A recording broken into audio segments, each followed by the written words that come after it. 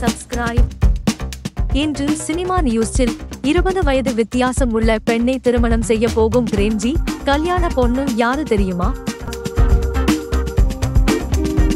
தமிழ் சினிமாவில் முரட்டு சிங்கிள் நட்சத்திரமாக இருந்து வந்தவர் பிரேம்ஜி.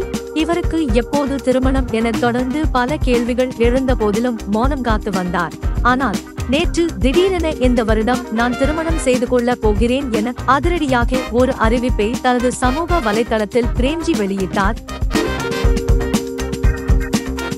இதை உண்மையாகவே இவர் கூறுகிறாரா அல்லது படத்தின் ப்ரோமோஷனா என பலருக்கும் கேள்வி எழுந்தது. ஆனால் தற்போது வெளிவந்துள்ள தகவல் என்னவென்றால் இது உண்மையான செய்திதானாம். இந்த ஆண்டு பிரேம்ஜி தன் காதலியை திருமணம் செய்ய போகிறாராம்.